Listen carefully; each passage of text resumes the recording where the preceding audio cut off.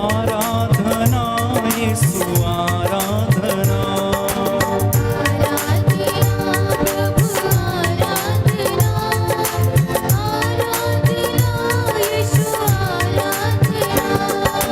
आराधना प्रभु आराधना, आराधना यीशु आराधना।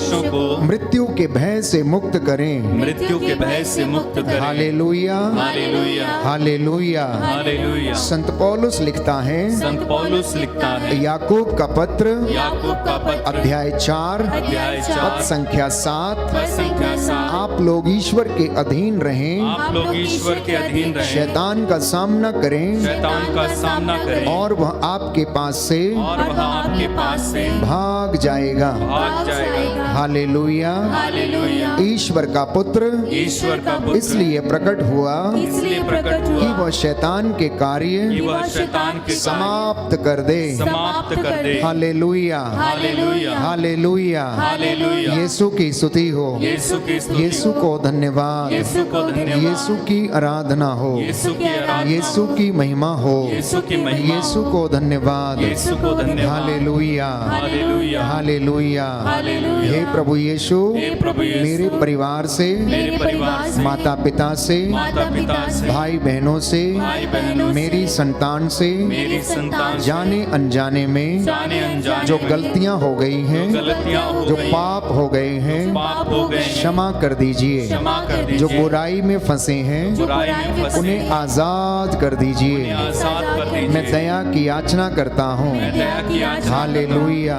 Hallelujah. हे प्रभु यीशु, हे प्रभु यीशु, मेरे परिवार पर मेरे परिवार पर दया कीजिए। दया कीजिए। मैं हृदय से पश्चाताप करता हूँ। मैं हृदय से पश्चाताप हालेलुया। हालेलुया। आप दयावान हैं। आप दयावान, आज आपकी दया आज आपकी दया मेरे परिवार में मेरे परिवार में अपना कार्य करे। अपना कार्य करें। आमीन। आमीन। दया के लिए प्रार्थना करें।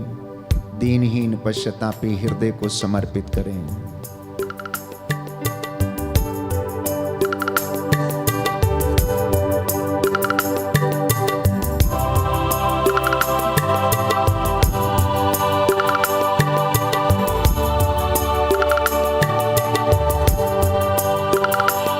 प्रभु हम पर दया करो,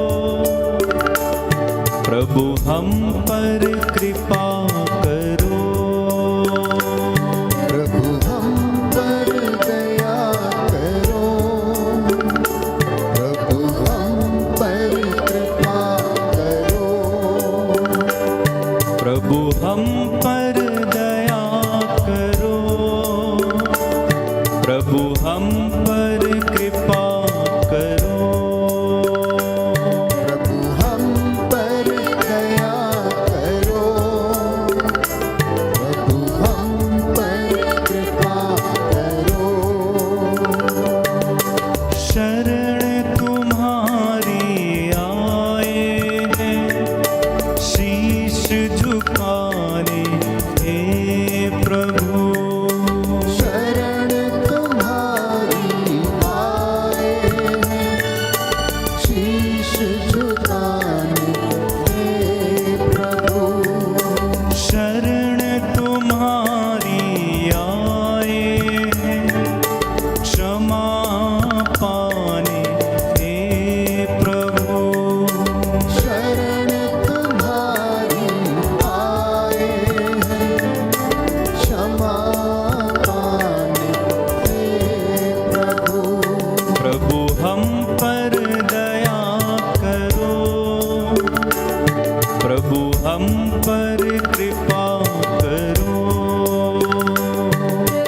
हम पर दया करो, प्रभु हम पर कृपा करो।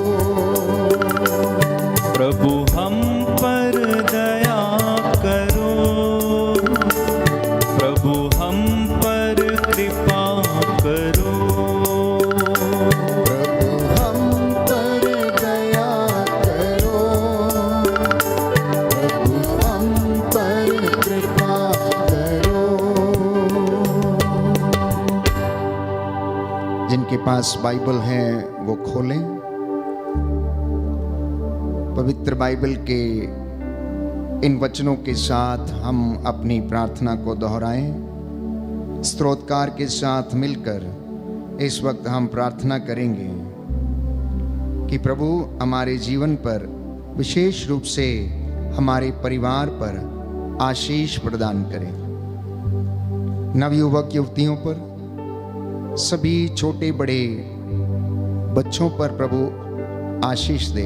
आध्यात्मिक आराधना की श्रेष्ठता के विषय में दाऊद हमें याद दिलाता है। भजन संहिता 50, साम नंबर 50, आध्यात्मिक आराधना की श्रेष्ठता। सर्वेश्वर प्रभु बोलता है, सर्वेश्वर प्रभु बोलता है, वह उदयाचल से अस्ताचल तक, वह उदयाचल से अस्ताचल तक समस्त पृथ्वी को संबोधित करता है। समस्त पृथ्वी को संबोधित करता है। वह सौंदर्यमय सियोन पर दे दीप्यमान है, वह सौंदर्य में सियोन पर दे दीप्यमान है। हमारा ईश्वर आएगा और मौन नहीं रहेगा, हमारा ईश्वर आएगा और मौन नहीं रहेगा। भस्म करने वाली अग्नि उसके आगे आगे चलती है, भस्म करने वाली अग्नि उसके आगे आगे चलती है। और उसके चारों ओर प्रचंड आंधी, और उसके चारों ओर प्रचंड आंधी। वह अपनी प्रजा का न्याय करने के लिए, वह अपनी प्रजा का न्याय करने के लिए आकाश और पृथ्वी को संबोधित करता है। आकाश और पृथ्वी को संबोधित करता है। मेरी प्रजा को मेरे सामने एकत्र करो, मेरी प्रजा को मेरे सामने एकत्र करो। जिसने यज्ञ चढ़ाकर मेरा विधान स्वीकार किया, जिसने यज्ञ चढ़ाकर मेरा विधान स्वीकार किया। आकाश प्रभु की न्याय प्रियता घोषित करता है, आकाश प्रभु की न्याय प्रियता घोषित करता है। ईश्वर स्वयं न्याय करता है, ईश्वर स्वयं न्याय करता है। मेरी प्रजा सुनो मैं बोलूंगा, मेरी प्रजा सुनो मैं बोलूंगा। इज़राइल मैं तुम्हारे विरुद्ध साक्ष्य दूंगा, इज़राइल में तुम्हारे विरुद्ध साक्ष्य दूंगा। मैं ईश्वर तुम्हारा ईश्वर हूँ, मैं ईश्वर तुम्हारा ईश्वर हूँ। मैं तुम्हारे यज्ञों के कारण तुम पर दोष नहीं लगाता, मैं तुम्हारे यज्ञों के कारण तुम पर दोष नहीं लगाता। तुम्हारे बलिदान तो सदा मेरे सामने हैं, तुम्हारे बलिदान तो सदा मेरे सामने हैं। मुझे ना तो तुम्हारे घर के सांड चाहिए, मुझे ना तो तुम्हारे घर के सांड चाहिए, और ना तुम्हारे बाड़ों के बकरे, और ना तुम्हारे बाड़ों के बकरे।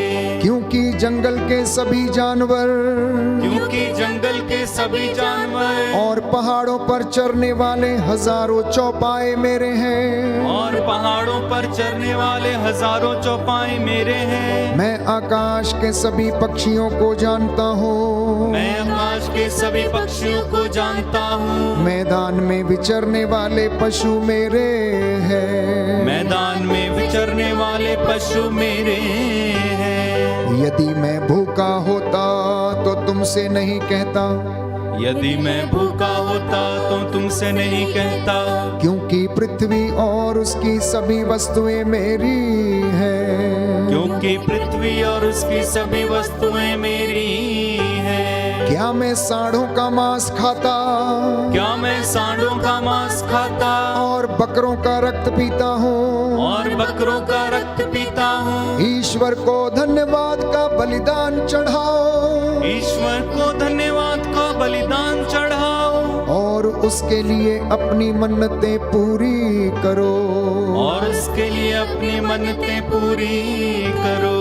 संकट के समय मेरी दुहाई दो, संकट के समय मेरी दुहाई दो। मैं तुम्हारा उद्धार करूंगा, मैं तुम्हारा उद्धार करूंगा, और तुम मेरा सम्मान करोगे, और तुम मेरा सम्मान करोगे। ईश्वर विधर्मी से यह कहता है, ईश्वर विधर्मी से यह कहता है, तुम मेरी संहिता का तिरस्कार करते, तुम मेरी संहिता का तिरस्कार करते, और मेरी बातों पर ध्यान नहीं देते हो, और मेरी बातों पर ध्यान नहीं देते हो। तो तुम मेरी आज्ञाओं का पाठ तो तुम मेरी आज्ञाओं का पाठ और मेरे विधान की चर्चा क्यों करते हो? और मेरे विधान की चर्चा क्यों करते हो? चोर को देखने पर तुम उसका साथ देते हो, चोर को देखने पर तुम उसका साथ देते हो, और तुम व्यभिचारियों से मेल जोल रखते हो, और तुम व्यभिचारियों से मेल जोल रखते हो। तुम्हारे मुंह से बुराई निकलती है, तुम्हारे मुंह से बुराई निकलती है, तुम्हारी जीभ कपटपूर्ण बातें करती है, तुम्हारी जीभ कपटपूर्ण बातें करती है। तुम बैठकर अपने भाई की निंदा करते, तुम बैठकर अपने भाई की निंदा करते, और अपनी माता के पुत्र की चुगली खाते हो। और अपनी माता के पुत्र की चुगली खाते हो। तुम यह सब करते हो और मैं चुप रहूं? तुम यह सब करते हो और मैं चुप रहूं? क्या तुम मुझे अपने जैसा समझते हो? क्या तुम मुझे अपने जैसा समझते हो? मैं तुम्हारा एक एक अपराध गिना कर तुम पर दोष लगाता हूँ। मैं तुम्हारा एक एक अपराध गिना कर तुम पर दोष लगाता हूँ। तुम जो ईश्वर को भूल जाते हो सावधान रहो। तुम जो ईश्वर को भूल जाते हो सावधान रहो।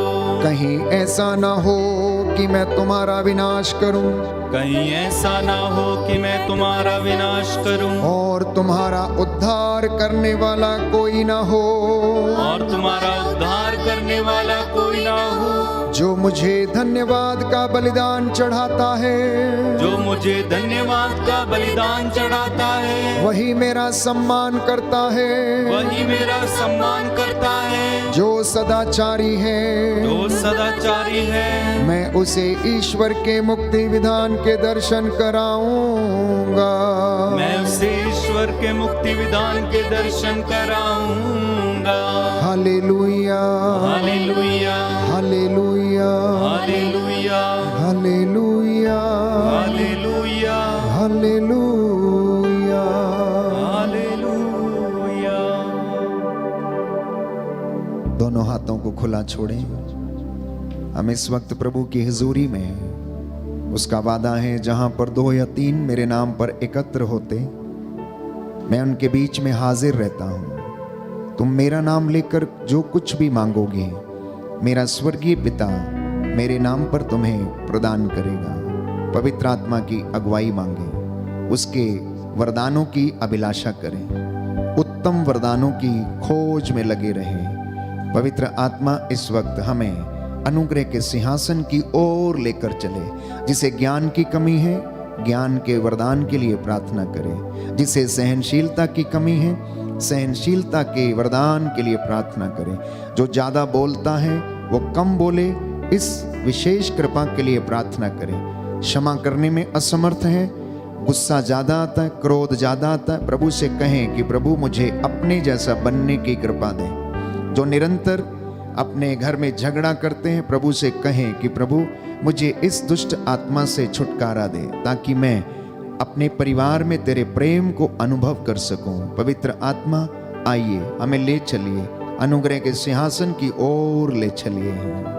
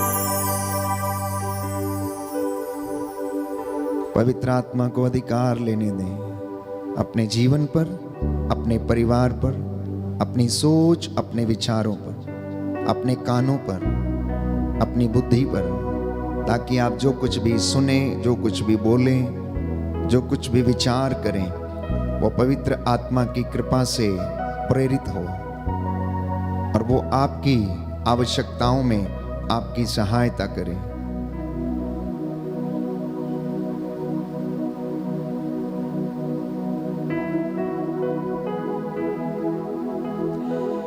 प्रियजनों, आज संसार में प्रेम की परिभाषा बदल चुकी है। यदि आप अपने आस पड़ोस में देखें तो आपको दिखेगा कि अधिकांशतः इस प्रेम में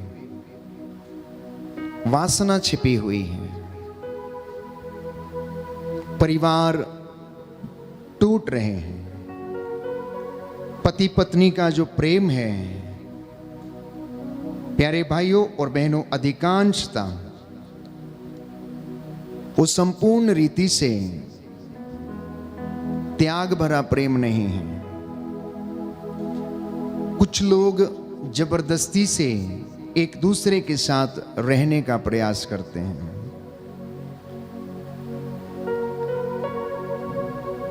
शादियां होती बाद में हैं, टूटने पहले लगती हैं, छोटी सी बात के कारण, इन लॉस की दखलंदाजी के कारण। किसी ने कुछ ज्यादा बोल दिया, किसी ने कुछ गुस्से में बोल दिया, सहनशीलता की कमी है। विवाह संस्कार, प्यारे भाइयों और बहनों, इसका महत्व मैं देखता हूं कि लोग समझ नहीं पा रहे हैं। उसका बोध उन्होंने खो दिया है। पहला विवाह बाइबल हमें बताती है कि अदन वाटिका में परमेश्वर ने स्वयं रचाया और कहा कि जिसे मनुष्य ने जोड़ा है, जिसे ईश्वर ने जोड़ा उसे मनुष्य अलग ना करे। लेकिन आज की इस सदी में ऐसा नहीं हो पा रहा है। हर व्यक्ति अपने स्वार्थ की इच्छा के लिए कुछ करने की कोशिश में लगा रहता है।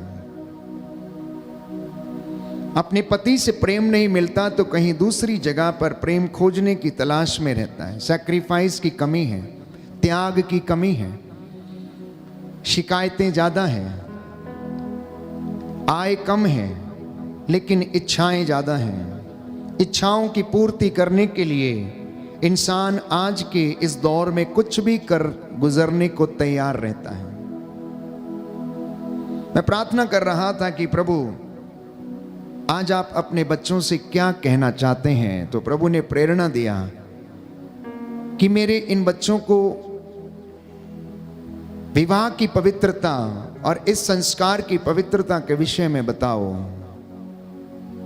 जिससे कि बहुत सारे विवाह टूटने से बच जाएं। क्योंकि मलाकी के ग्रंथ अध्याय 2 पद संख्या 16 में 14 से 16 में हम पढ़ते हैं, बाइबल हमें बताती है कि प्रभु ये कहता है, मैं तलाक से घृणा करता हूं। मैं नहीं चाहता कि कोई व्यक्ति तलाक करे या एक दूसरे से अलग रहकर जीवन बिताए, क्योंकि ईश्वर ने देखा कि मनुष्य के लिए अकेला रहना अच्छा नहीं है। इसलिए उसने उसके लिए एक पार्टनर बनाया, ताकि वो ना केवल उसकी शारीरिक जरूरतों को परंतु उसकी भावनात्मक आवश्यकताओं और जरूरतों को पूरा करे, उसका संगी साथी बनकर उसके साथ जीवन बिताए, जिंदगी में उसके साथ रहे, दुख में, कष्ट में, संकट में दोनों एक साथ मिलकर जीवन बिताएं।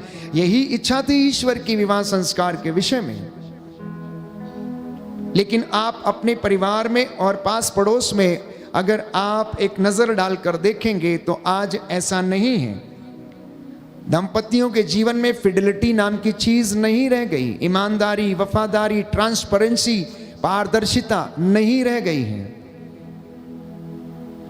दफ्तरों में अपने कलीग के साथ काम करते करते वो अपनी पत्नी को भी भूल जाते हैं कभी कभी।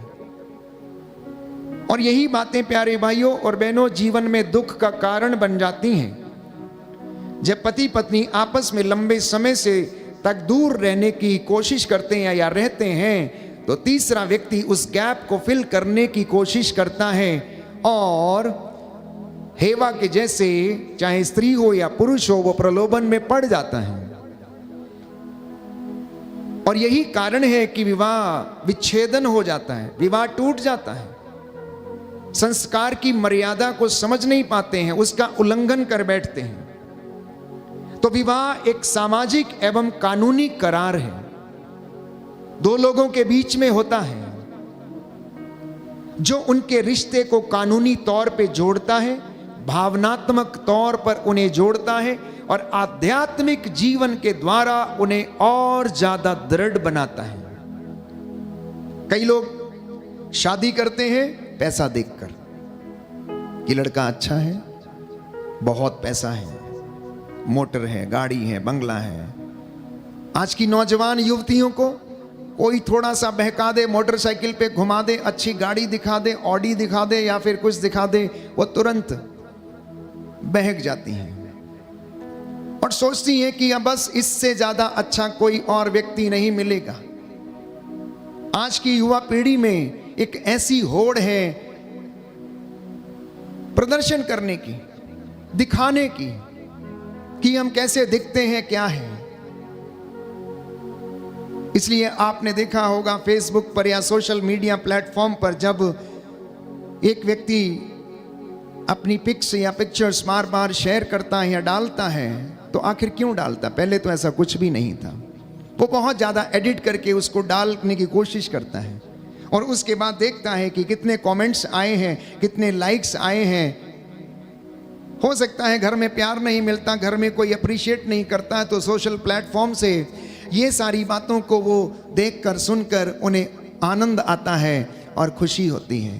कुछ एक उदाहरण आप लोगों के सामने है कि आपकी दोस्ती इंस्टाग्राम पे हुई, आपकी दोस्ती मैसेंजर पे हुई और कहीं से कहीं आप चले आए और जब पता लगा कि ये सब चीज़ें हैं तो अब आप उसे नकार नहीं सकते हैं, आपको उसे जीना है।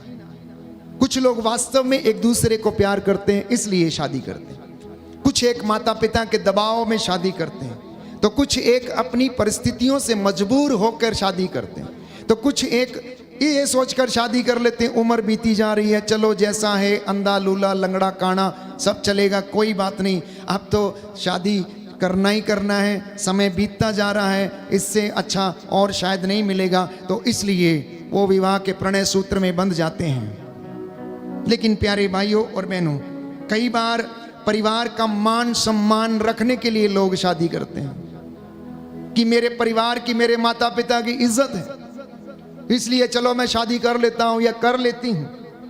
परंतु वास्तव में अगर विवाह संस्कार को और इस प्रणय सूत्र के विषय में हम समझने का प्रयास करें तो ये एक अंतरंग मिलन है, दो व्यक्तियों का इंटीमेट यूनियन जिसे हम कहते हैं। क्या आप में से जो दंपति हैं, क्या आप लोगों ने कभी अपने इस अंतरंग मिलन के महत्व को समझा है या नहीं? ये प्रभु आज आपसे पूछना चाहते हैं। The Lord is asking you whether you have understood this intimate union between you and your partner. अगर आपने ये अनुभव किया है तो आप कभी भी सेपरेट नहीं होंगे, आप कभी एक दूसरे पर लांछन नहीं लगाएंगे, आप कभी एक दूसरे पर दोष नहीं लगाएंगे, आप उसे सहन करने के लिए तैयार रहेंगे, आप कभी उसकी बदनामी नहीं करेंगे, चाहे वो कितना भी खराब क्यों ना हो, चाहे वो कितनी भी खराब क्यों ना हो, आप हमेशा एक दूसरे का आदर करने को तैयार रहेंगे। The second aspect of marriage, विवाह संस्कार का जो दूसरा पहलू है वो है इक्वल पार्टनरशिप, दोनों का समान रूप से हिस्सा, जितना पति का है उतना ही पति का भी, पत्नी का भी। तीसरा पहलू है इक्वल राइट्स, अर्थात दोनों के बराबर अधिकार। ऐसा नहीं है कि तुम्हारा 40% है तो मेरा 60% है, या तुम दहेज नहीं लेके आई हो, सब कुछ मैंने दिया है तो इसलिए मेरा अधिकार ज्यादा है। नहीं प्यारे भाइयों और बहन, सबसे प्रथम बात यह है कि दोनों के समान अधिकार। चौथी बात, इक्वल ऑब्लिगेशन है। जब पति पत्नी शादी करके घर आते हैं या अपना घर बसाते हैं तो उन दोनों की इक्वल ऑब्लिगेशन होनी चाहिए, दोनों की बराबर जिम्मेदारी होनी चाहिए।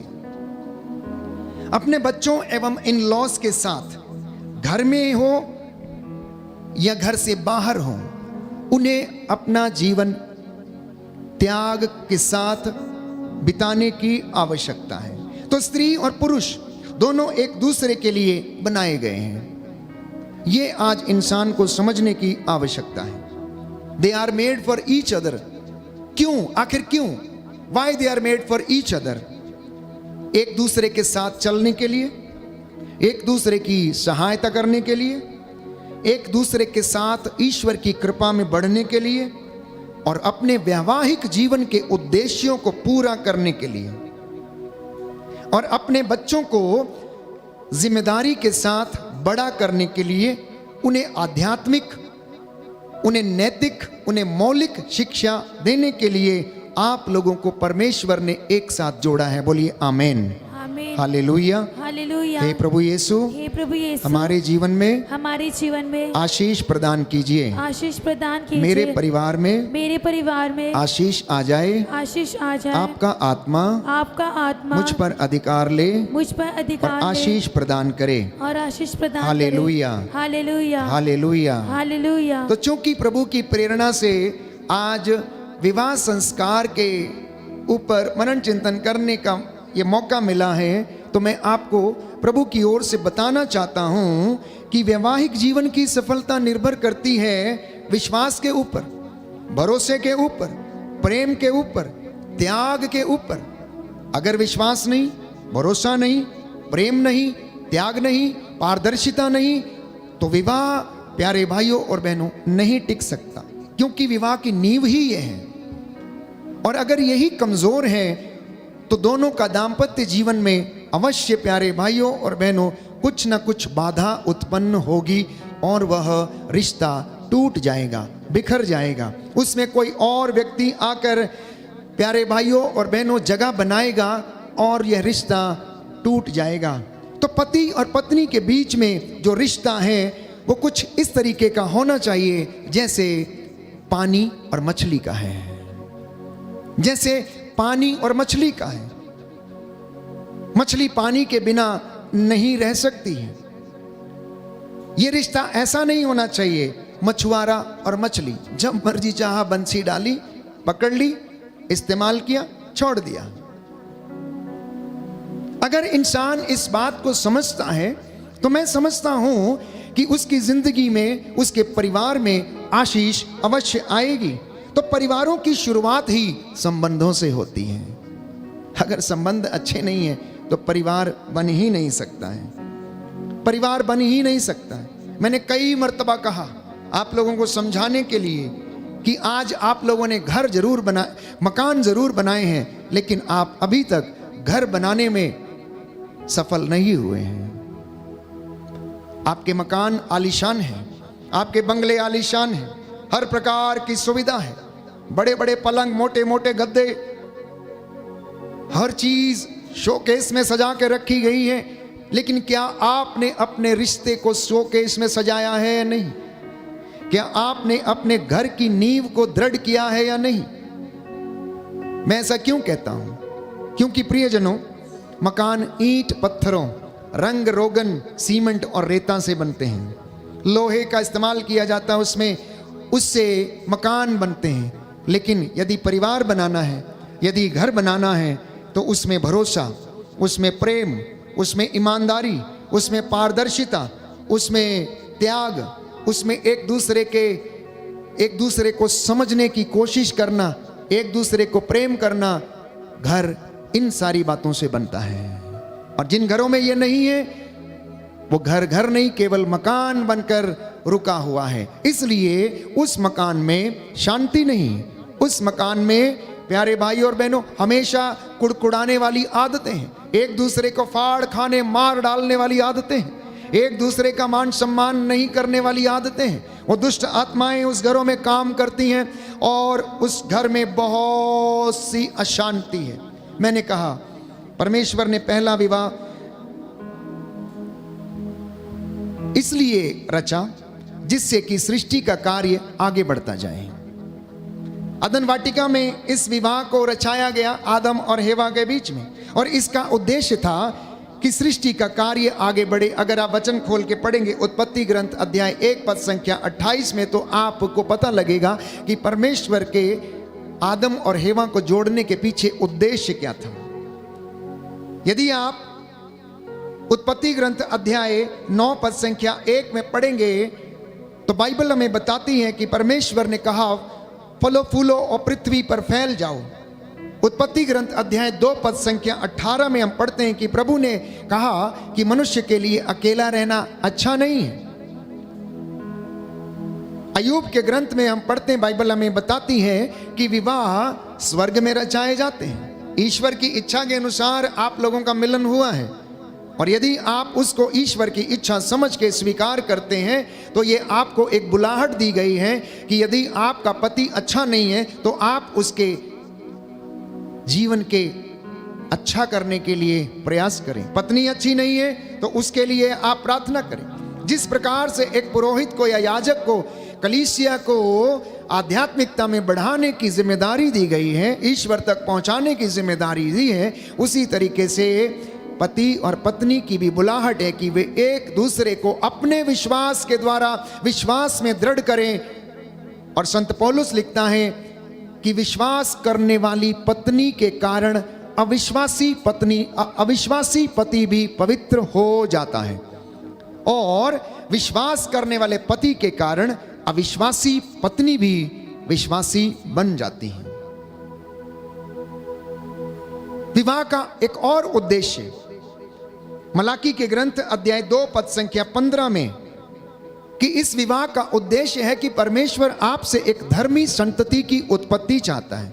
वो आपसे नालायक, मूर्ख और ऐसे गलत आचरण वाले बच्चों की उत्पत्ति नहीं चाहता है। सुंदर वचन है प्यारे भाइयों और बहनों। क्या आप माता पिता ने कभी इस बात को समझा है कि परमेश्वर आपसे एक अच्छी और धर्मी संतति चाहता है? जिस बच्चे को आप जन्म देते हैं, उसका पालन पोषण करते हैं, बड़ा करते हैं, परमेश्वर चाहता है कि आप उसको धार्मिकता में बढ़ाएं। परमेश्वर चाहता है कि आप उसको विश्वास में बढ़ाएं। और मैंने कहा कि बाइबल हमें बताती मलाकी के ग्रंथ अध्याय 2 पद संख्या 16 में कि परमेश्वर तलाक से घृणा करता है। कुरिन्थियों के पहले पत्र अध्याय 7 पद संख्या 2 में लिखा है कि विवाह इसलिए ईश्वर ने बनाया ताकि इंसान व्यभिचार से दूर रहे। इंसान व्यभिचार से दूर रहे। व्यभिचार की आशंका के कारण ईश्वर ने विवाह संस्कार को बनाया, और वो चाहता है कि इस संस्कार के द्वारा आप और आपका परिवार पवित्र हो जाए और आपके धर्मी संतति आपके परिवार में उत्पन्न हो और वो फलती फूलती जाए। कुरिन्थियों के पहले पत्र अध्याय 7 पद संख्या 39 प्रभु का वचन कहता है कि वह केवल मसीह में रहने के लिए है और किसी चीज में रहने के लिए नहीं है। जिनके पास बाइबल है खोले, इस वचन को हम पढ़ेंगे और प्रभु की आशीष को हम ग्रहण करेंगे। कुरिन्थियों का पहला पत्र अध्याय 7 पद संख्या 39 और उससे आगे लिखा है, जब तक किसी स्त्री का पति जीवित है वह तब तक उससे बंधी रहती है। यदि पति मर जाता है तो वह मुक्त हो जाती है और जिसके साथ चाहे वह विवाह कर सकती है, परंतु केवल किसी मसीही से ही। फिर भी यदि वह वैसी ही रह जाए तो यह और अच्छा करती है। यह मेरा विचार है और मुझे विश्वास है कि ईश्वर का मनोभाव मुझ में विद्यमान है, और इसलिए मैं आपसे ये कह रहा हूं। ईश्वर ने विवाह संस्कार को इसलिए भी रचाया ताकि इंसान अपनी यौन इच्छाओं को पूरा करे, संतान उत्पन्न करे और उसे परमेश्वर के रास्ते पर आगे बढ़ाए। तो सुक्ति ग्रंथ अध्याय 18 पद संख्या 22 में लिखा हुआ है कि जिसे पत्नी मिली है उसे सुख शांति प्राप्त है, उसे प्रभु का वरदान प्राप्त है। बोलिए आमीन।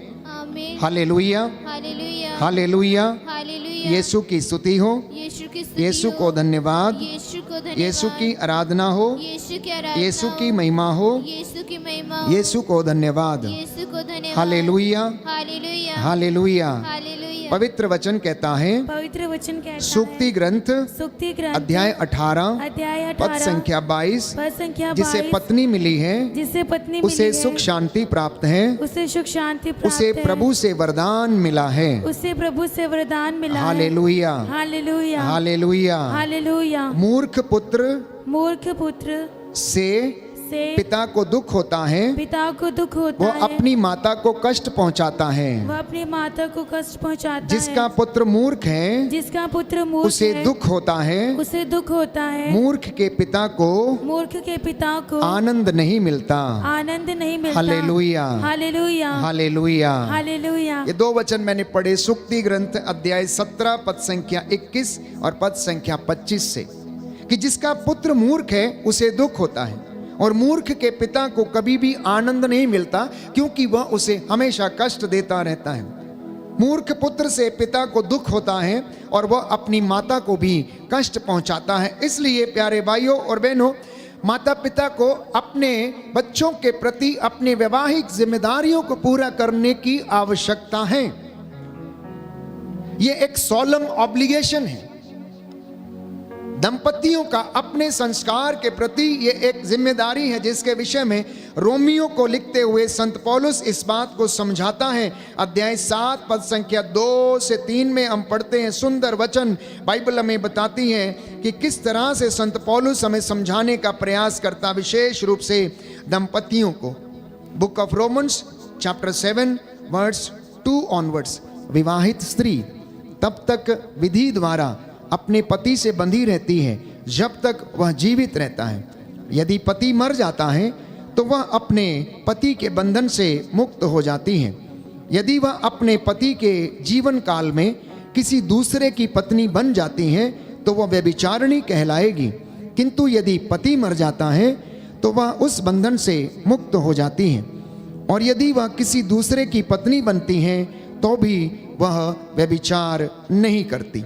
इसलिए प्यारे भाइयों और बहनों, आज जितने भी दंपति हैं, पति पत्नी हैं, अपने इस विवाह के महत्व को समझिए, अपने वैवाहिक जीवन की जिम्मेदारियों को समझिए, अन्यथा आपके परिवार में और जीवन में हमेशा अशांति रहेगी।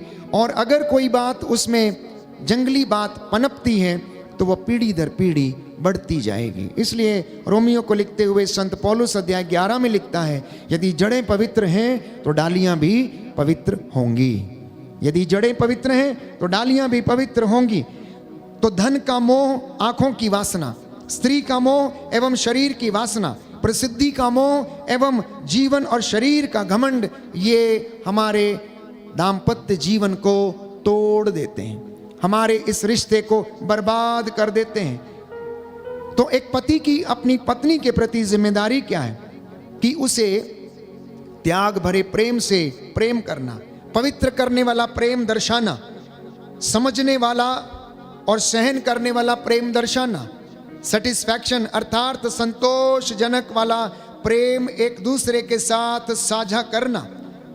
आज आप में से बहुत सारे लोग ये समझ नहीं पाते कि आखिर परिवार टूट क्यों रहा है, क्यों टूट जाता है परिवार। कई बार माता पिता और इन लॉज भी समझ नहीं पाते हैं कि परिवार टूटता क्यों है। मैं आपके सामने कुछ बातें प्रभु की ओर से रखना चाहता हूं और आपको समझाना चाहता हूं कि परिवार टूटने का असली कारण जो है वो क्या है। बहुत सारी बातें, एक लंबी लिस्ट हम तैयार कर सकते हैं, लेकिन कुछ बातें आप ध्यानपूर्वक सुनिएगा।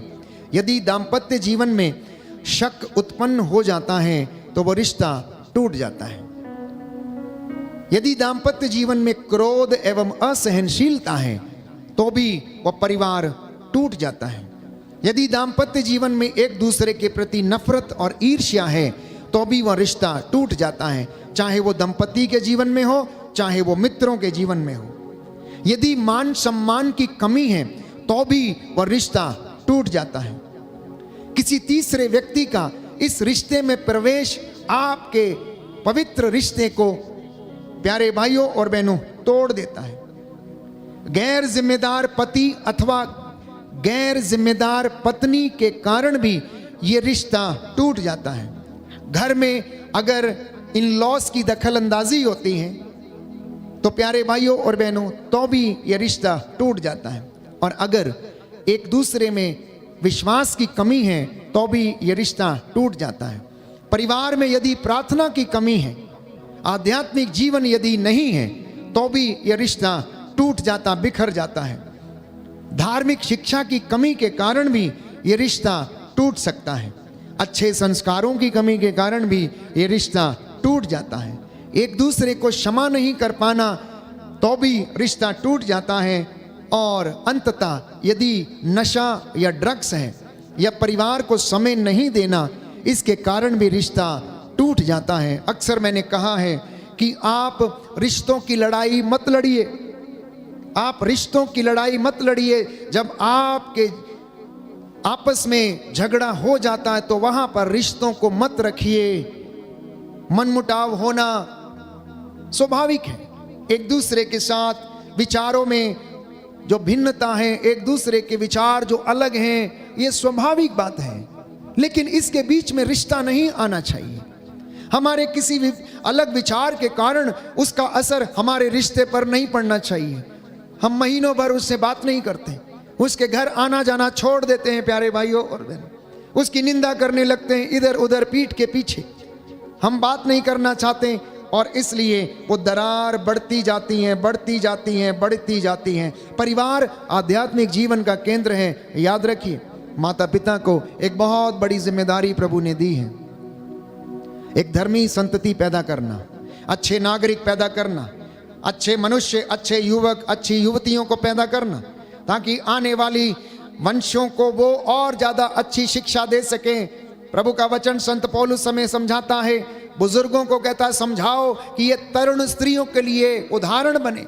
सास, बहू, मम्मी, ये छोटे बच्चों के लिए, जवान बेटियों के लिए ये क्या बने, उदाहरण बने। उनके सामने उदाहरण पेश करें साध्वी स्त्रियों जैसे जीवन बिताने के लिए, जिससे कि इनके जीवन में आशीष आ जाए। योशुआ के ग्रंथ अध्याय 24 पद संख्या 15 में हम पढ़ते हैं कि योशुआ ने अपने घर को समर्पित किया परमेश्वर को और कहा, देखो आज से मैं और मेरा परिवार चले हैं ईश्वर की सेवा करने के लिए, तुम्हें जो चाहिए तुम्हें वो कर लो। अपने आध्यात्मिक जीवन के लिए प्यारे भाइयों और बहनों, किसी दूसरी चीज से आप कॉम्प्रोमाइज ना करें। अपने घर का नियम बनाएं। 7 बजे आपकी प्रार्थना का नियम है, रोजरी बोलने का, वचन पढ़ने का। उस समय आप अपने मित्र से कहें कि भाई, मेरी बहन, बेटी, बेटा, मम्मी, पापा, this is the time for prayer now.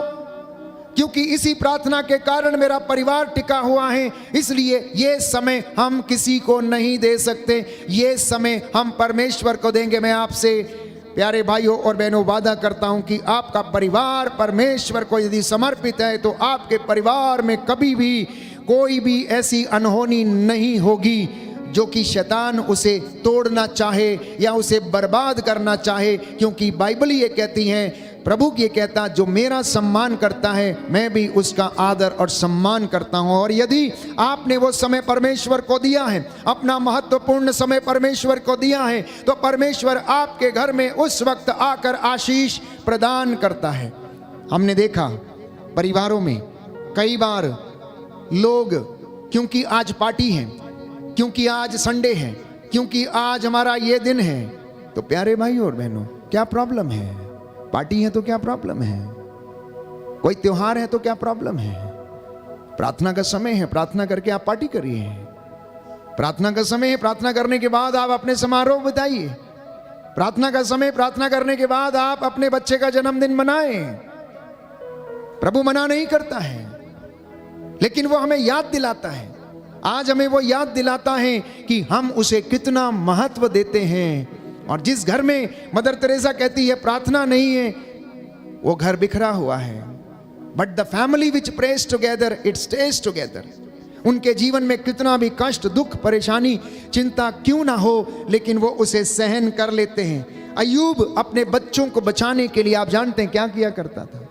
उसके बच्चे रोज रात को बारी बारी से चारों भाई बहन एक दूसरे के घर में जाते, वहां पर भोज किया करते थे, मदिरा पिया करते थे।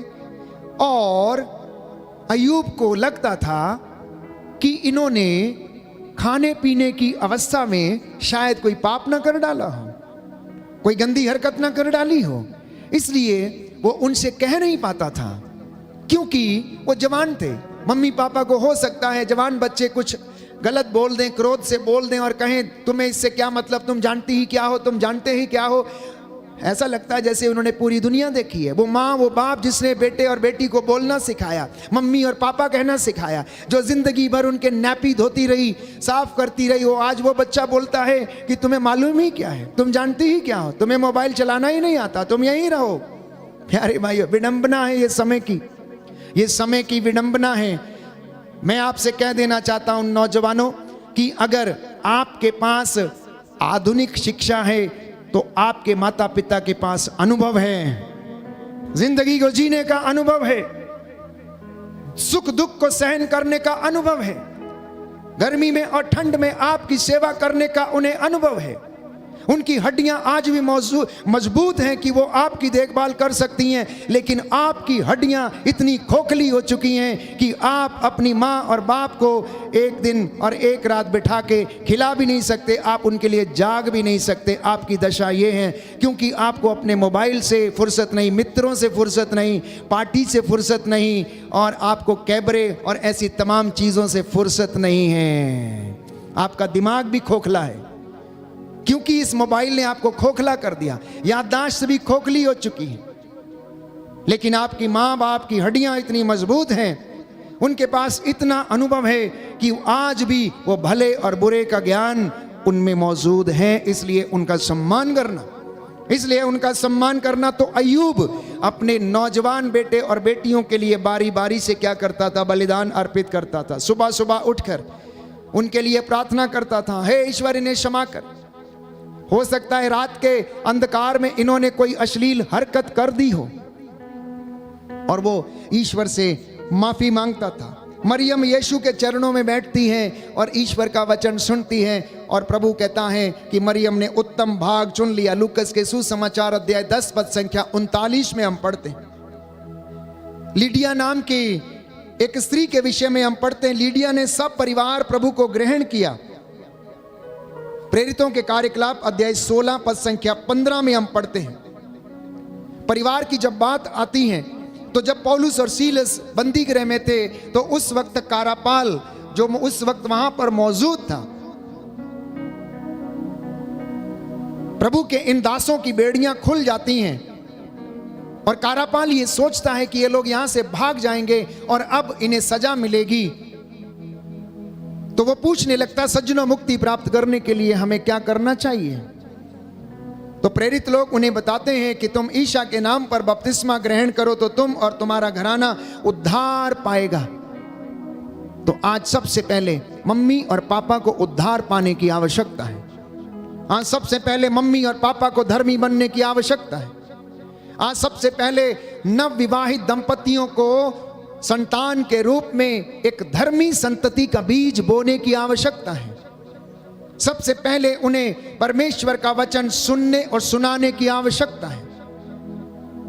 आज 23वीं सदी में जबकि शैतान सिर चढ़ के बोल रहा है और सारी दुनिया को अपने वश में किए हुए हैं, इस तरीके से फाड़ खाने को तैयार है। प्यारे भाइयों और बहनों, आज इस परिस्थिति में दंपतियों को अपने बच्चों को प्रभु को जब वो पैदा होते हैं तो समर्पित करने की आवश्यकता है, शैतान से बचा के रखने की आवश्यकता है। याद कीजिए, जब राजा फिरौन ने यीशु के जन्म के अवसर पर सभी पैलोठों को मारने का निर्णय लिया और उसने कहा कि उनके राज दरबार में या पूरे क्षेत्र में, राज्य में कोई भी पैलोठा बच्चा है तो उसे मार दिया जाए। शैतान का यही कारण है, शैतान यही बातें सोचता रहता है। वो किस तरह से आपके बच्चों को बहकाए, किस तरह से उसका सर्वनाश करे। उसकी युक्ति शुरू से थी, उसकी ये युक्ति शुरू से थी। अदन वाटिका में वो चाहता तो सबसे पहले आदमी को बहकाता, आदमी को बहकाता, लेकिन उसके पास नहीं गया। क्यों नहीं गया उसके पास? क्यों वो स्त्री के पास गया? क्यों उसने सबसे पहले स्त्री को दूषित करना चाहा? क्योंकि वो जानता था कि इसके द्वारा जो संतति पैदा होगी वो भी दूषित हो, इसलिए क्योंकि संतान उसके गर्भ से पैदा होनी है, तो इसलिए सबसे पहले उसने टारगेट किया हेवा को और उसमें पुरुष को सहभागी बनाया। वो जानता है कब, कहां और कैसे किस व्यक्ति को नीचे गिराना, क्योंकि ये उसका स्वभाव है, ये उसका कैरेक्टर है। योहन का सुसमाचार अध्याय 10 पद संख्या 10 में हम पढ़ते हैं, बार बार हम इस वचन को प्यारे भाइयों और बहनों पढ़ते हैं। तो इसलिए सावधान रहें, आप अपने बच्चों की देखभाल करें। बहुत सारी जिम्मेदारियां हैं आपकी, कुछ जिम्मेदारियां मैं आपके सामने बताना चाहूँगा। फिलहाल परिवार के मूल सिद्धांतों के विषय में आप जान लीजिए। यदि आप चाहते हैं पति पत्नी का जीवन अच्छा हो, यदि आप चाहते हैं कि परिवार आपका स्वर्ग बने, यदि आप चाहते हैं कि आपका घर परिवार, आपका घर प्रभु के प्रेम से भरा रहे, तो एक दूसरे को क्षमा करने की आदत डाल लीजिए। कितनी भी समस्या की ना हो, कितनी भी परेशानी क्यों ना हो, आपका अहंकार आपके कॉन्शियस से बड़ा नहीं होना चाहिए। आपका अहंकार आपके अंतःकरण से बड़ा नहीं होना चाहिए। अगर वो अंतःकरण से बड़ा होता है तो इसका मतलब यह है कि आपका अंतःकरण मर चुका है और उस अहंकार ने, घमंड ने, ईर्ष्या ने आपके अंतःकरण पर पर्दा डाल दिया है, जिसके कारण आप अपने पार्टनर, आप अपने संगी साथी को क्षमा करने में असमर्थ हैं। और ये बात प्यारे भाइयों और बहनों परिवार को तोड़ देगी। इसलिए पति पत्नी, भाई बहन, मम्मी पापा आपस में एक दूसरे को सॉरी कहना सीख लीजिए। सुबह उठकर जय Yeshu, good morning, good afternoon, evening को thank you, good night, God bless you, ये शब्दों का इस्तेमाल करना सीख लीजिए। मैं जानता हूं परिवारों में भ्रमण करते समय आप में से बहुत सारे लोग हैं जो अपनी पत्नी को नाम लेकर भी बुला नहीं सकते हैं, उनकी भाषा ही अलग है। कोई कहेगा ए इधर आना, कोई कहेगा ओए मेरी बात सुन, कोई कहेगा सोनू की मम्मी जरा इधर आ। अरे आप सब कुछ भूल गए, अपनी जवानी के दिनों को आप भूल गए, आदर सम्मान आप भूल गए। जब आप किसी का नाम लेते हैं तो आप उसका आदर करते हैं। ठीक है, मैं मानता हूं कि आदर सत्कार के कारण, हमारे परंपराओं के कारण, चूंकि हम ऐसी परंपरा में रहते हैं जहां पर अदब, लिहाज और सलीका बहुत ज्यादा मायने रखता है, तो बहुत सारे ऐसे शब्द हैं जिनके द्वारा आदर और सम्मान व्यक्त किया जा सकता है। तो आखिर कब हम उन बातों को सीखेंगे? बहुत सारे परिवारों में ये बात है। तो आज प्रभु ये चाहता है कि आप एक दूसरे का सम्मान करना सीखें, एक दूसरे को क्षमा करना सीखें, एक दूसरे को जय Yeshu, good morning, good afternoon कहना सीखें। कितने पति हैं, कितनी पत्नियां हैं, सुबह दफ्तर जाते समय बिना बताए ही चले जाते हैं, बैग उठाया और चले गए, चेहरा देखे बिना ही चले गए, शाम को आए, रखा अपना बैग रखा और बाहर चले गए, कोई बातचीत नहीं। आपकी संगिनी है, आपके साथी हैं, शाम को आप दोनों एक दूसरे से मशवरा करें, आज क्या हुआ, आज क्या किया, आज कौन सी ऐसी समस्या आ गई, ताकि एक दूसरे का दुख आप लोग हल्का करें। बातचीत करने से समस्याओं का समाधान होता, चुप रहने से नहीं। एक दूसरे को प्यार करना सीखें। प्यारे भाइयों और बहनों, मैंने कहा प्रेम की परिभाषा बदल चुकी है। कुछ रिश्ते इसलिए टूट जाते हैं कि पति कहता है पत्नी मोटी हो गई है, अब इसके साथ बाजार में चलने में मुझे शर्म आती है, या मेरी पत्नी काली है, अब मुझे समाज में चलने में शर्म आती है, क्योंकि ये मोबाइल ने बहुत ज़्यादा विचारों को कंटामिनेट कर दिया है। इसने बहुत ज़्यादा लोगों की आंखों को अभिलाषा पूरी करने पर मजबूर कर दिया है। तो अगर कोई इंसान उस प्रेम को शरीर में देखता है, या किसी अन्य चीज में देखता है, या दौलत में देखता है, या अन्य किसी बात में देखता है, तो स्वाभाविक है कि उनका रिश्ता मजबूत नहीं रह सकता। तो पहला सिद्धांत, अगर आप अपने दाम्पत्य जीवन को बनाए रखना चाहते हैं तो एक दूसरे को क्षमा करना, एक दूसरे को प्रेम करना। दूसरी बात, तीसरा बात, एक दूसरे के को समझना। आप दो परिवारों से आते हैं, आप दो कल्चर से आते हैं, आप दो धर्मों से आते हैं। अगर एक ही कल्चर से, एक ही धर्म से हैं तो आप एक दूसरे की भावनाओं को समझते हैं। आप एक डिफरेंट परिवेश में पैदा हुए हैं। हो सकता है कभी आपने चीज़ों को देखा हो या नहीं देखा हो, प्यारे भाइयों और बहनों, लेकिन ये ज़रूरी है कि आप एक दूसरे के विचारों को समझें, एक दूसरे को स्वीकार करें, एक दूसरे का सम्मान करें, ईश्वर को के वचन को प्रथम स्थान अपने घर में दें। प्यार परिवार की बुनियादी ज़रूरत है, और जिस घर में प्रेम नहीं है उस घर में ईश्वर नहीं। संत योहन अपने पहले पत्र में लिखता है कि जिसमें प्रेम नहीं है उसमें ईश्वर का निवास नहीं है, और ईश्वर उस घर में निवास नहीं करता है। वैवाहिक जीवन एक दूसरे के लिए बुलाहट है, और ये ईश्वर की ओर से। परिवार पवित्र त्रित्व का प्रतिबिंब है। परिवार पवित्र त्रित्व का प्रतिबिंब है। जैसे पवित्र त्रित्व पिता पुत्र पवित्र आत्मा एक है, वैसे ही पति पत्नी और उनके बच्चे, उनमें ये आपसी प्रेम होना चाहिए। परिवार ईश्वर के प्रेम को जाहिर करता है। विवाह एक वरदान है और ये मुक्ति के लिए है। पवित्र त्रित्व का प्रेम पति पत्नी के द्वारा प्रकट होता है। प्यारे भाइयों और बहनों, इसलिए जब हम इन बातों को सुन रहे हैं, डिस्कस कर रहे हैं, और प्रभु हमें समझाने की कोशिश कर रहा है, तो ये जानना हमारे लिए अत्यंत आवश्यक है कि बच्चों के प्रति माता पिता की जिम्मेदारियां क्या हैं। पहली जिम्मेदारी है विधि विवरण ग्रंथ अध्याय 6 पद संख्या 6 और 7 सुंदर और स्पष्ट शब्दों में लिखा गया है। जो शिक्षा मैं आज तुम्हें दे रहा हूं, सुनिए ध्यान से, प्रभु का वचन ये कह रहा, आपने जो वचन सुना है, जो शिक्षा मैं आज तुम्हें दे रहा हूं वे तुम्हारे हृदय पर अंकित रहें। तुम उसे अपने पुत्रों को अच्छी तरह से सिखाओ। घर में बैठते या राह चलते समय, उठते या बैठते समय तुम उनकी चर्चा किया करो। आपने आज तक ईश्वर के नियमों की चर्चा अपने घर में नहीं की, इसलिए आपके बच्चों को उसका ज्ञान नहीं है। इसलिए आपके बच्चों को उसका ज्ञान नहीं।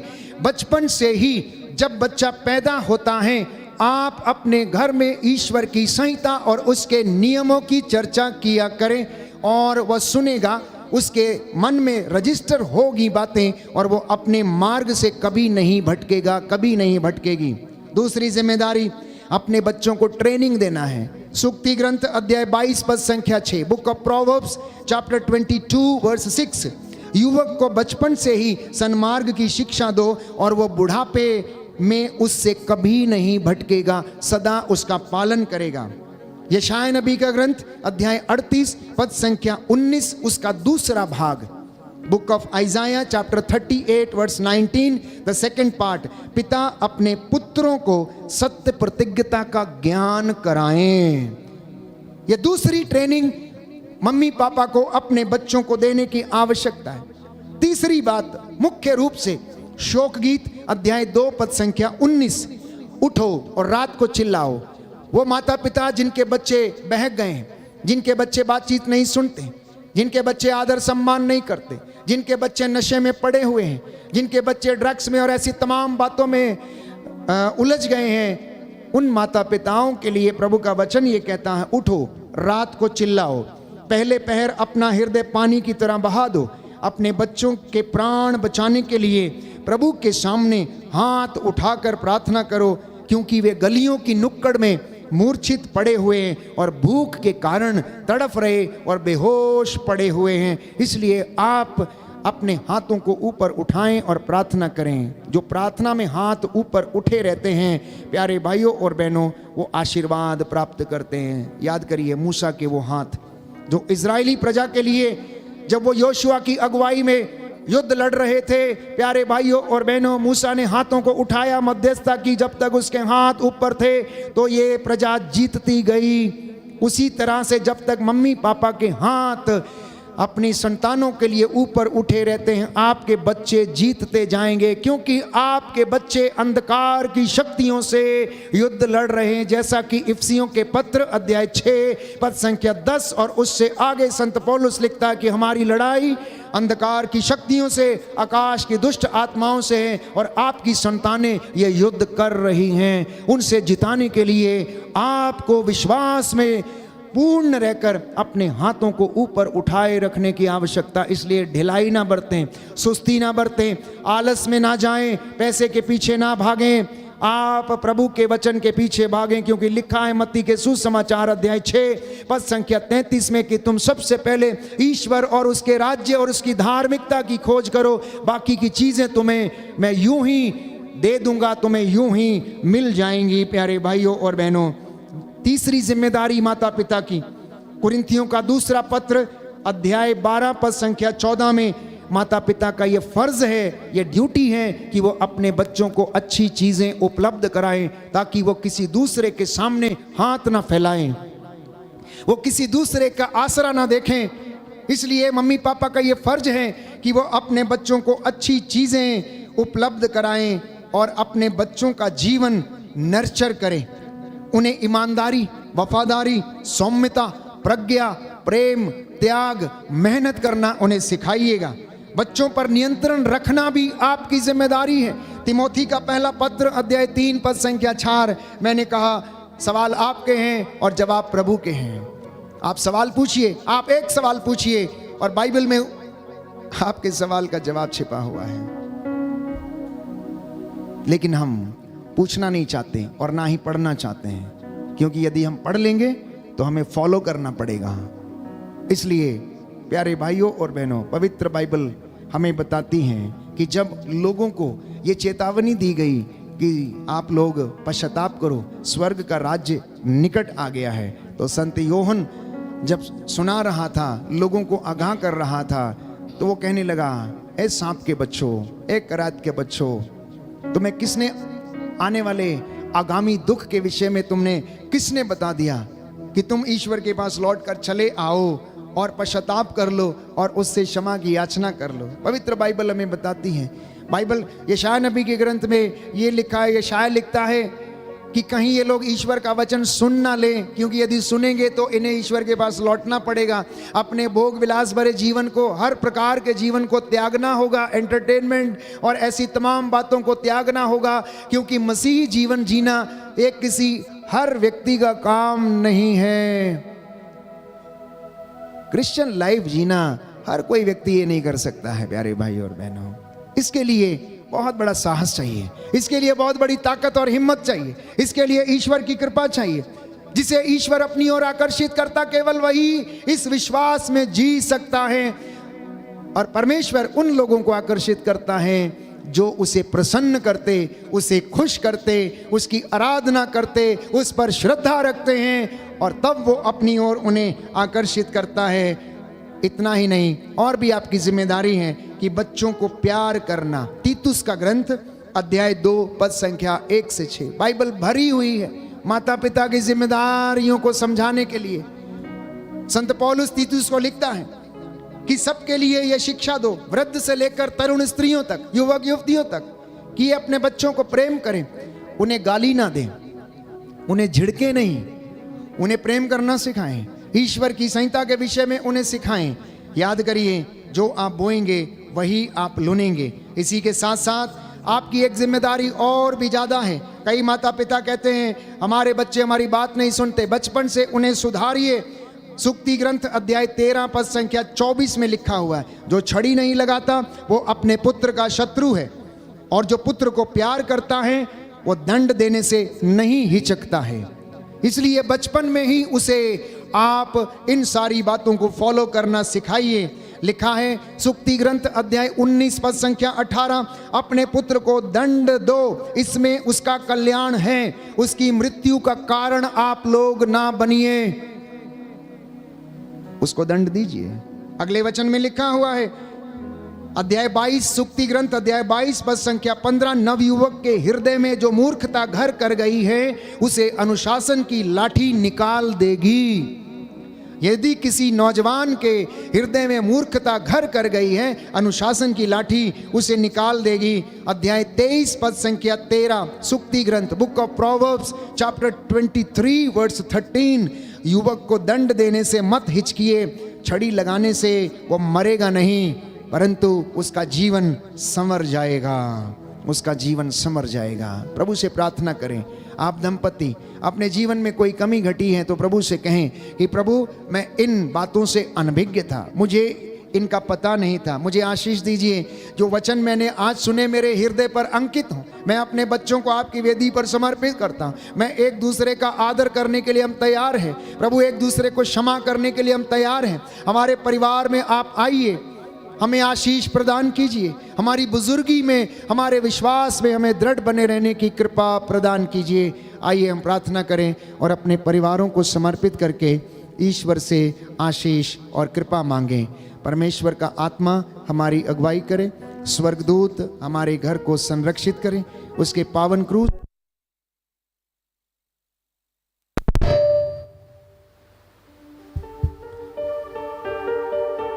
प्रभु का पावन क्रूस हमारे प्रांगण में लग जाए और आज की रात्रि वो हमें संरक्षण प्रदान करे। हम चंगाई के लिए प्रार्थना करेंगे। इस वक्त हम खड़े हो जाएं और बड़े आनंद के साथ प्रभु की दुहाई दें, अनुग्रह की कृपा मांगें। आज की रात्रि वो आपके घरों को आटा गूंदने की परात, आपकी शयन कक्ष को ब्लेस करे और आशीष प्रदान करे।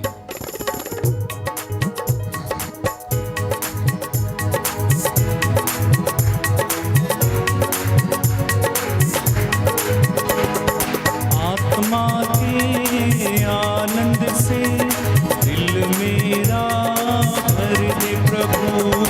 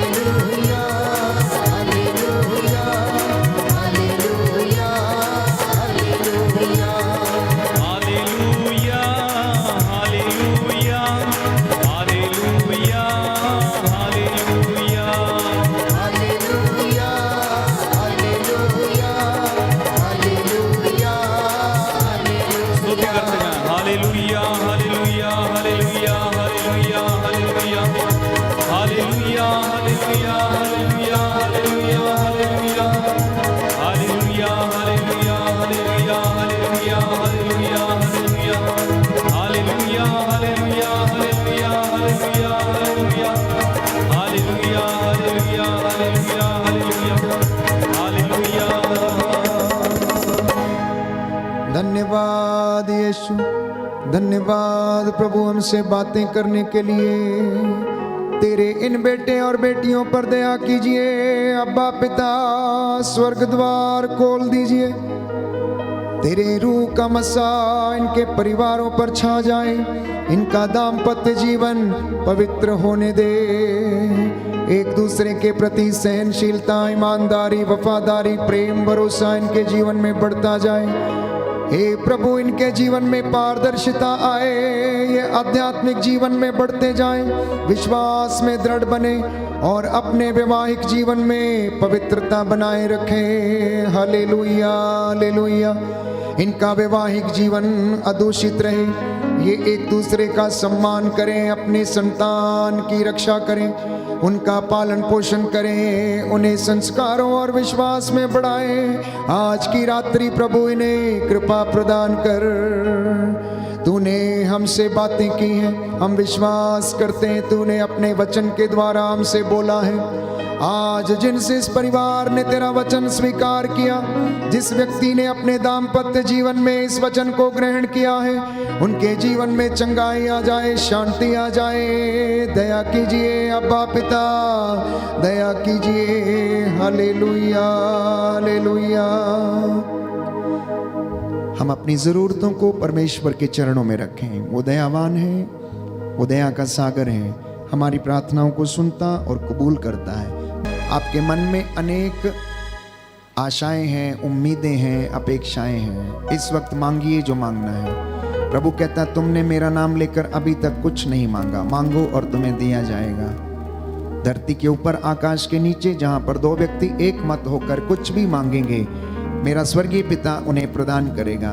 आपकी बेटी के मन परिवर्तन के लिए, बेटे के मन परिवर्तन के लिए, नौकरी के आशीष के लिए, धन संपत्ति के लिए, आपकी नौकरी पेशे पर आशीर्वाद उतरे, प्रार्थना करते जाइए, करते जाइए, करते जाइए। बीमारी से चंगाई पाने के लिए प्रार्थना करते जाइए। शरीर में कोई कमी घटी है, लाइलाज बीमारी से यदि आप पीड़ित हैं, इस वक्त आप मांगना। प्रभु हमारे बीच में है, उसने अनेक चिन्ह और चमत्कार दिखाए, अर्धांग रोगियों को चंगा किया, मुर्दों को जिलाया, कोढ़ियों को शुद्ध किया, रक्तस्राव पीड़ित स्त्री को उसने चंगा किया, जक्कैऊस का मन परिवर्तन किया, उसने जैरूस की बेटी को प्रभु ने फिर से जिंदा किया। पेतरुस की सास को जो बुखार से पीड़ित थी, उसका हाथ छुआ, बुखार को डांटा, उसका बुखार जाता रहा। मांगने वालों के लिए, विश्वास करने वालों के लिए कुछ भी असंभव नहीं है। अपने लिए भी प्रार्थना करते जाइए। प्रभु आपके हाथ पैरों में बल प्रदान करें, आपको विश्वास में दृढ़ बनने की कृपा दे, आध्यात्मिक जीवन में आपको आशीष दे। इसके लिए प्रार्थना करें और कहें, सुन मेरी प्रार्थना उत्तर दे, सुनकर याचना, सुन मेरी प्रार्थना उत्तर दे, सुनकर याचना। जो घुटना टेक सकते हैं टेकें। निस्संतान दंपति हाथों को उठाएं। जिनके घरों में लोग बीमार हैं, अस्पतालों में हैं, रोगशैया पर हैं, प्रार्थना करें प्रभु उनके पापों को क्षमा करे। पूर्वजों से चली आई निरर्थक जीवनचर्या, पाप, श्राप, बंधन सारे टूटे। जाने अनजाने में की गई गलतियों के लिए क्षमा की याचना करते जाएं। प्रभु आपके परिवारों को आशीष दे। जो माता पिता अपनी जिम्मेदारियों को पूरा नहीं कर पाए, अभी भी समय है उन्हें पूरा करने का। प्रभु से कृपा मांगे। मैं आपके लिए प्रार्थना करूंगा। दया करने वाले, चंगा करने वाले यीशु राजा, तेरा पवित्र लहू तेरे इन बच्चों पर छिड़क देता हूँ। इनके मन, आत्मा, हृदयों को अपने अधिकार में लीजिए। इनके दाम्पत्य जीवन को ब्लेस कीजिए। इनके बच्चों को आशीष प्रदान कीजिए। मैं तेरा दास इन्हें तेरे हाथों में समर्पित करता हूँ। मूसा के जैसे हाथों को उठाते हुए इनके लिए मध्यस्थता करता हूँ, बिचवाई करता हूँ।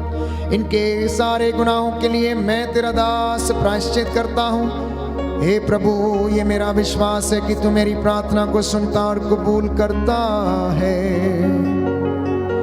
तेरा वचन कहता है, याजकों प्रभु की वेदी के सामने घुटना टेको, हाथों को उठाओ, आंसू बहाते हुए मेरी प्रजा के पापों के प्रायश्चित के लिए प्रार्थना करो, जिससे कि प्रभु इन्हें आशीर्वाद प्रदान करे और गैर यहूदी ये न कह पाए कि इनका ईश्वर कहाँ चला गया है।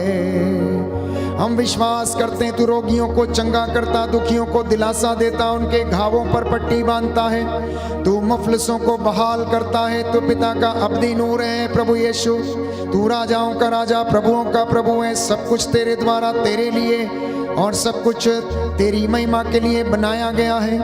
अब तू अपने इन बच्चों को, अपने इन दासों को आज की रात्रि आशीष प्रदान कर। जो हृदय से निराश है, टूटे हुए हैं, जिनके आपसी मन मुटाव हैं, उन्हें एक दूसरे को क्षमा करने की कृपा प्रदान कर, जिससे कि तेरा वचन इनके जीवन में अपने चिन्ह, चमत्कार और महिमा प्रकट करे। तेरा स्वर्गदूत मिखाएल अपनी तलवार से इनकी रक्षा करे। तेरा स्वर्गदूत रफाएल जो बीमारों की देखभाल करता है, अब इन बीमारों की देखभाल करे। स्वर्गदूत गब्रियल जो संदेश वाहक है प्रभु, अब इनके जीवन में संदेश लेकर पहुंचे और इनको आशीष प्रदान कर। हमारे देश के अधिकारियों पर दया कर, हमारे सभी पुरोहितों पर, धर्माध्यक्षों, धर्म बहनों, धर्म बंधुओं पर जो प्रचार करते उन पर दया कर, जो तेरे नाम को ऊंचा करते महिमा देते उन पर दया कर, जो तेरी वेदी के सामने इस वक्त मौजूद हैं दया कर। जिनके पैसे पर लगे हुए श्रापों को तेरे पवित्र सामर्थी नाम से तोड़ता हूँ। कैंसर की बीमारी, लाइलाज बीमारियां, शुगर की बीमारी यीशु के नाम से जले और जल के राख हो जाए। जिनके जीवन में कष्ट है, परेशानी है, प्रभु समर्पित करता हूँ। जिनके शरीर में कमी घटी है, हीमोग्लोबिन की कमी है, उन पर दया कीजिए। जिनके शरीर में रोग है, बीमारी है, उन पर दया कर और इन्हें चंगाई प्रदान कर। पिता परमेश्वर, मेरी प्रार्थना सुन ले अपने पुत्र उद्धार करता यीशु मसीह के द्वारा।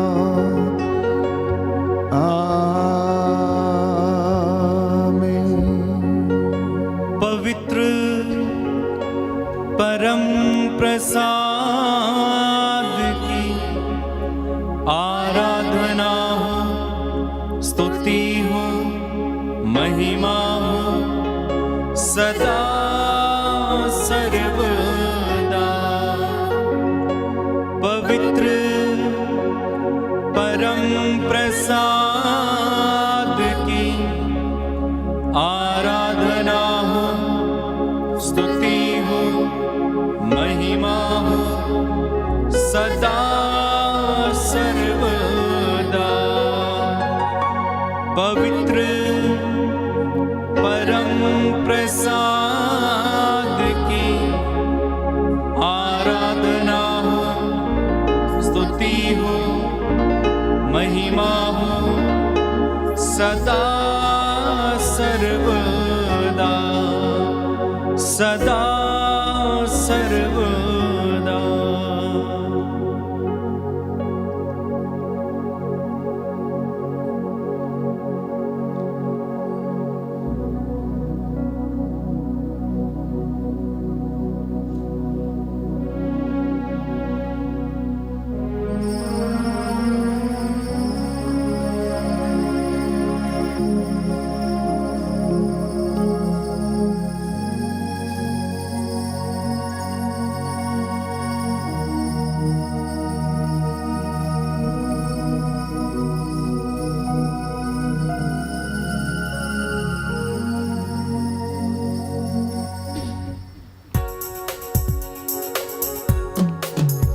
तुझे धन्यवाद, तुझे धन्यवाद प्रभु जी, तुझे धन्यवाद, तुझे धन्यवाद, तुझे धन्यवाद प्रभु जी। तेरी महिमा हो, तेरी महिमा हो, तेरी महिमा हो प्रभु जी। तेरी महिमा हो, तेरी महिमा हो, तेरी महिमा हो प्रभु जी। तेरी आराधना